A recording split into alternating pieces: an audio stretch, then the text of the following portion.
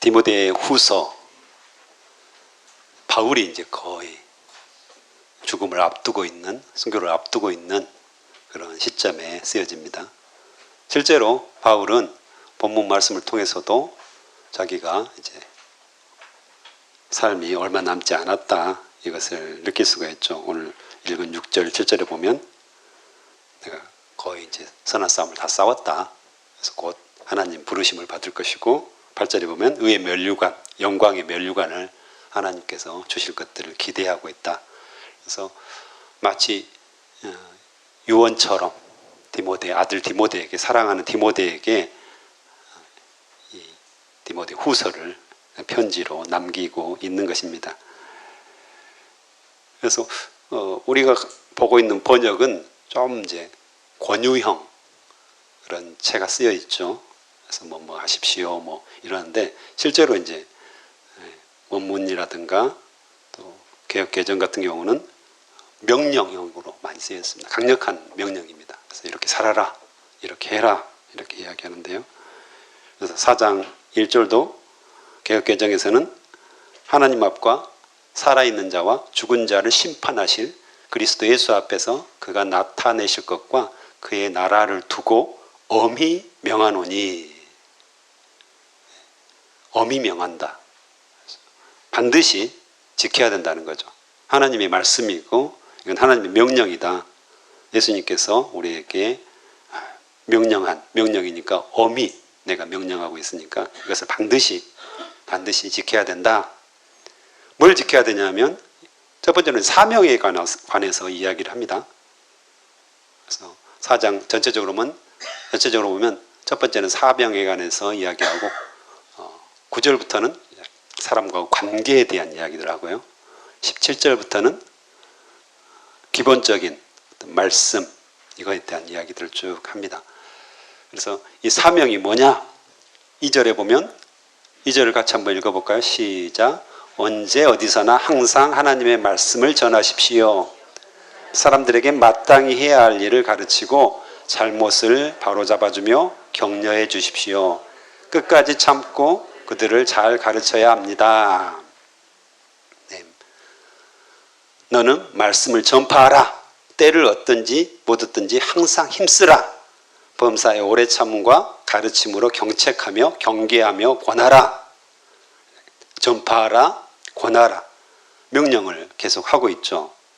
그래서 두 가지 이야기를 하는 겁니다. 첫 번째는 전도하라는 거죠. 주의 말씀을 가서 전해라. 그 다음에 두 번째로는 제자를 양육해라. 오래 참음과 가르침으로 양육해라. 이 두 가지 명령을 하고 있습니다. 복음을 계속해서 전하는 것, 이것이 우리 그리스도인에게서 굉장히 중요하다. 사명이다. 이 이야기를 하고 있고, 제자 양육 쉽지는 않다고 이야기합니다. 오래 참음. 그 이야기는 쉽게 사람이 변하지 않는다는 것을 말합니다. 그래서 오래 참음으로 끊임없이 경책하고 경계하며 권하며 가르치며 격려해서 이 사람이 하나님의 사람으로 예수님 그리스도의 제자로 설 수 있도록 그렇게 해야 된다. 이 두 가지 명령을 하고 있습니다. 우리가 아이들을 기르다 보면 이걸 너무 잘 알 수가 있죠. 아이들을 양육하는 것들이 보통 일은 아니잖아요. 쉽게 변하지 않아요. 사람의 본성이 변하지 않습니다. 그래서 늘 아주 심각한 싸움들을 하면서, 사탄과 싸움들을 하면서 아이들을 기르는 거 아니겠습니까? 오래 참아주고 늘 격려해주고 말씀으로 또 가르침으로 계속해서 돌보아 주지 않으면 아이들이 자라지 않는다는 거 우리가 잘 알고 있지 않습니까? 그래서 아이들을 기르는 것처럼 복음을 전했고 생명을 낳았으면 그 생명을 계속해서 오래 참음과 가르침으로 양육을 계속해야 된다. 이렇게 이야기합니다. 그래서 우리가 일반적으로 이제 예수 그리스도를 믿는다 이렇게 하면 어떤 생각이 듭니까? 어떤 사람이 예수 그리스도를 믿는다. 그 모습을 바라보면 어떤 생각이 듭니까? 어떤 모습이 예수님을 믿는 사람입니까? 주일날 먼지가 좀 낀 성경책을 들고 불을 털죠. 그래가지고 그거 가지고 예배당에 와서 예배를 드립니다. 찬송도 하고 말씀도 듣고 은혜를 받고 또 기도도 하고 그 다음에 설교가 끝나고 예배가 끝나면 성경을 덮고 다시 집으로 돌아가서 즐거운 생활을 합니다. 일주일 내내 전혀 주님과는 관계없는 생활을 하다가 다시 주일날 똑같이 반복하는. 근데 성경은 그것이 신앙생활이라고 하지 않습니다.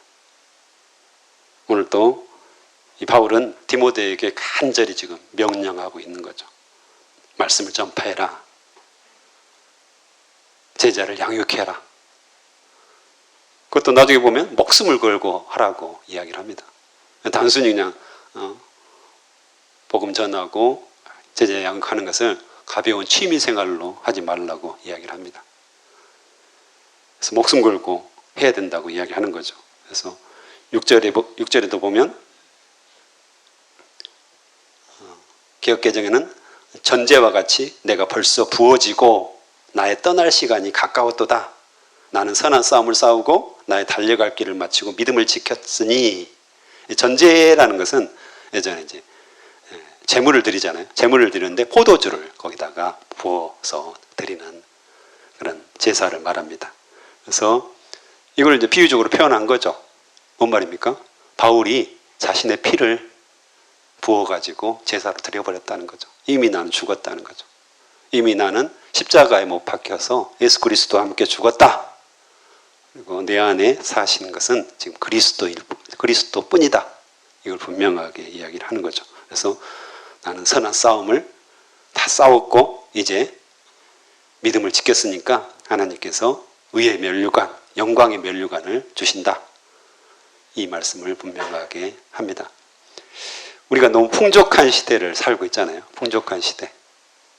풍족한 시대를 살고 있고 박해가 없는 시대를 지금 살고 있습니다. 물론 뭐 중동이라든가 아프리카라든가 여전히 예수 그리스도를 믿는다는 그 사실 하나만으로 쫓겨나고 죽음을 당하고 명예살인 당하고 뭐 이런 일들은 있지만 한국은 그래도 뭐 조금 욕먹긴 하죠. 그 정도는 뭐 박해라고 볼 수 없는 정도이죠. 그래서 마치 신앙생활이 문화생활을 하지 않는가 이런 생각들을 제가 종종 해요. 내가 지금 문화생활, 취미생활을 하고 있다라는 생각들을 합니다. 스스로 반성하는 거죠. 교회에 와서 넉직한 에어컨 빵빵 나오는 마치 극장같이 안락한 의자에 앉아가지고 공연을 보는 듯한 그런 생각들을 하게 됩니다. 하나님이 내 모습을 이렇게 보고 얼마나 슬퍼하실까 이런 생각들을 하게 될 때가 있습니다. 그래서 나에게 신앙생활은 취미생활입니까? 나에게 신앙생활은 문화생활입니까? 아니면 정말 이 바울처럼 생명을 걸고 생명을 낳는 목숨을 거는 선한 싸움을 한다. 이건 생명을 살리는 거잖아요. 생명을 낳는 거잖아요. 그래서 한 알의 밀알이 썩어져야지, 죽어야지 새로운 생명이 태어난 거 아닙니까, 거기서? 근데 너무 우리가, 저도 역시 마찬가지로 너무 가볍게 신앙생활을 하고 있지는 않는가. 그래서 선한 싸움을 싸웠다. 이 말은 싸우는 것은 죽이기 위해서 하는 거잖아요. 요즘 전쟁이 여기저기서 일어나는데 아주 자연스럽게 아주 아무 생각 없이 사람을 죽여요. 그렇죠? 버튼 하나를 눌러서 총을 쏴서 사람을 죽이는 겁니다. 결국은 싸운다는 것은 상대방을 죽이기 위해서 하는 거잖아요. 근데 여기서 선한 싸움이라고 하잖아요.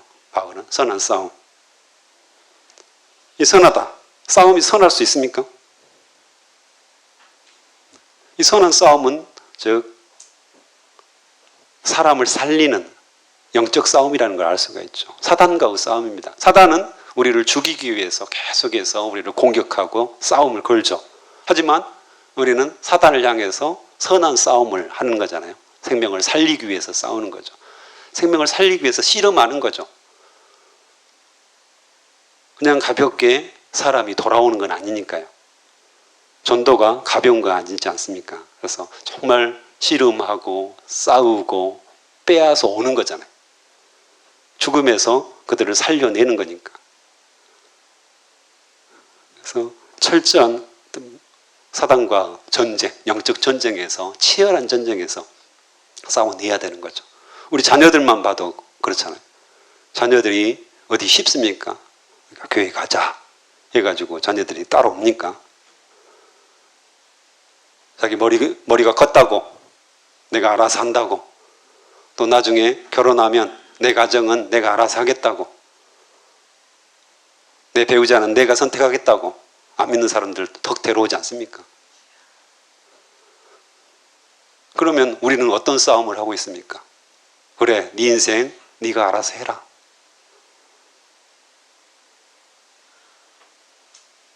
어쩌면 그것이 가장 두려운 거 아니겠습니까? 우리가 포기하는 겁니다. 내가 기도를 하고 있다지만 진짜 선한 싸움, 죽느냐 사느냐, 죽느냐 사느냐,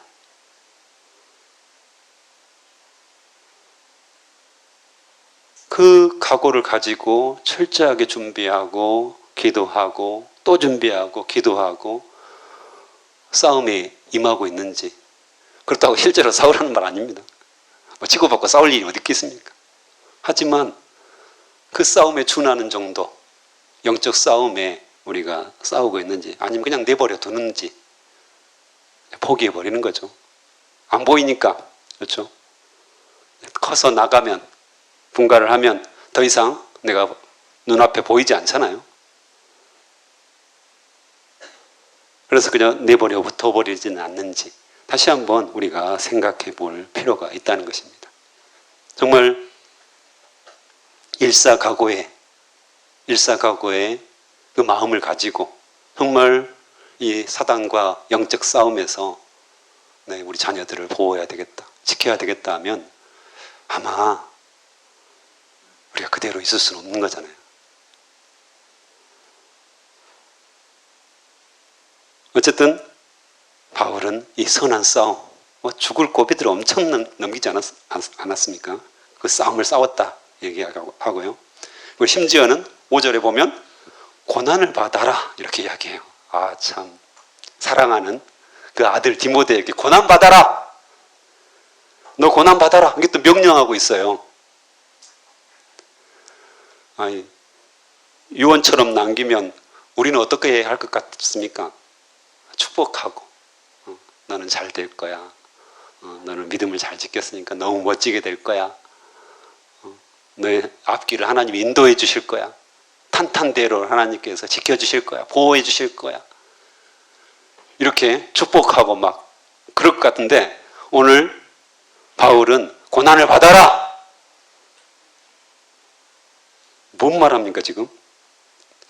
나처럼 돌 신나게 맞아가지고 거의 피를 철철 흘다가 거의 죽을 뻔하고 너도 그렇게 되라 이렇게 이야기하는 겁니다. 사랑하는 아들, 영적인 아들한테 할 말입니까? 그런데 그것이 그리스도인의 삶이라고 지금 이야기를 하는 겁니다. 고난받고 박해를 받고 그러면서도 복음을 전하고 제자를 양육하는 것들이 우리의 사명이라고 분명하게 이야기를 합니다. 3, 4절에는 이 마지막 때가 되면 때가 이르리니 하죠. 때가 이르리니. 마지막 때가 되면 사람들이 좋은 말만 듣기를 원한다는 것입니다. 달콤한 말, 좋은 말, 너는 병이 나을 거야, 행복해질 거야, 잘 될 거야. 물론 잘 되죠. 궁극적으로 최후 승리는 우리의 것입니다. 하지만 많은 사람들이 편하게 신앙생활해. 구원파가 대표적이죠. 우리는 구원받았으니까 더 이상 회개할 필요가 없다. 편하잖아요. 마음이 얼마나 편해요. 죄의식도 가질 필요 없고 회개할 필요도 없고 이미 다 용서받았는데 얼마나 마음을 편안하게 해줍니까? 더 이상 싸울 필요도 없어요. 막 우리가 씨름할 필요도 없어요. 죄하고 씨름할 필요도 없고 그런 달콤한 말들, 그런 말들을 계속 한다는 겁니다. 또한 SNS나 텔레비전, 유튜브, 각종 인터넷에서 얼마나 많은 이야기들 합니까? 듣기도 좋고 보기도 좋고 저대로 하면 건강해질 것 같고 저대로 먹으면 10년은 더 젊어질 것 같고 수많은 이야기들, 수많은 소리들이 있잖아요.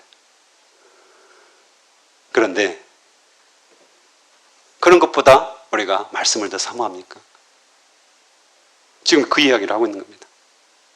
우리가 그런 것보다 훨씬 더 말씀을 사모하고 있습니까? 최근에 이제 트로트 가수들, 엄청난 가수들이 많잖아요. 임영웅, 그다음에 음주운전하다가 잡혀간 호정씨, 어떻습니까? 이런 사람들에게 그 노래에 감동을 받은 거잖아요. 어제도 이제 하나님의 말씀이 성령의 감동으로, 하나님의 감동으로 됐다고 했는데 그 트로트 가수들의 그 노래를 듣고 감격의 눈물을 흘리는 사람들이 너무 많아요. 그렇죠? 감동을 받아요. 그러니까 어떻겠습니까? 그 다음에 행동이 바뀌죠. 네, 콘서트를 찾아다니고 음반을 사고 굿즈라게 해가지고 갖가지 선물들 있잖아요. 그런 것들을 사고 생일도 챙기고 심지어는 그 사람들 이름으로 기부까지 합니다. 그 다음에 죄를 지어도 그럴 수도 있지 구명운동을 합니다. 감동을 받아가지고 그런 거잖아요. 노래에 감동을 받아가지고 별 짓을 다 합니다. 제가 보기에는. 여기도 그런 분들이 있으시죠? 죄송합니다. 짓이라고 해서 그런 행동들을 많이 합니다. 그렇게 트로트 노래 한 곡에 감동을 받으면서 우리는 하나님의 감동으로 된 성경 말씀은 얼마나 감격해서 받는지. 그래서 저도 이렇게 꽂혀서 사는 것들이 있거든요. 분명히 뉴스를 본다든가, 남자들은 좀 그런 경향들 있잖아요. 뉴스를 이렇게 챙겨봐요. 그거 어쨌다는 겁니다. 그거 보고 제가 기도 제목 삼을까요? 물론 삼기도 합니다. 하지만 제가 스트레스 푸는 거죠. 감동을 받는 겁니다. 뭔가. 근데 말씀 보고 스트레스가 풀린 적이 많지는 않은 것 같습니다. 말씀 보고 막 하나님의 말씀으로 감동돼가지고 손을 충만해지고 너무 감사가 되고 기쁨이 막 넘쳐 흘러나고 뭐든지 할 수 있는 이런 삶을 살아야 되는데 여전히 말씀 봐도 냉랭하고 여전히 말씀을 봐도 잠이 오고 여전히 말씀을 봐도 빨리 좀 읽고 대충 큐티해도 그냥 쓱 아는 말씀이야. 아는 말씀이 그렇지 좋은 말씀이네. 다 덮고 또 말씀 보면서 어떤 거 설교하면 좋을 것 같아. 이 말씀 꽂히네. 이거 설교하면 성도들이 은혜를 받겠다. 이렇게 큐티하고 있는 저의 모습. 그 말씀이 내 안에 강력하게 살아서 움직이고 역사하고 하나님의 감동으로 내 삶을 변화시키는 그런 말씀이 아닐 때가 있더라는 거죠. 이게 불행한 거 아니겠습니까? 세상의 그 문화에는 우리가 막 감동해가지고 온갖 모든 것들을 다 하는데 하나님의 말씀에는 감동이 없는 그 이야기를 지금 하고 있는 거죠. 허탄한데 이야기를 계속해서 귀를 기울이면서 정작 하나님의 말씀에는 우리가 냉랭한 우리의 마음. 어쨌든 바울은 선한 싸움을 싸웠고요. 자신의 죽으면 죽으리라 일사각오의 그런 마음을 가지고 말씀을 전파했고 제자들을 양육했다고 이야기합니다. 그 결국은 8절에 보면 읽어볼까요? 8절 읽어볼까요? 시작.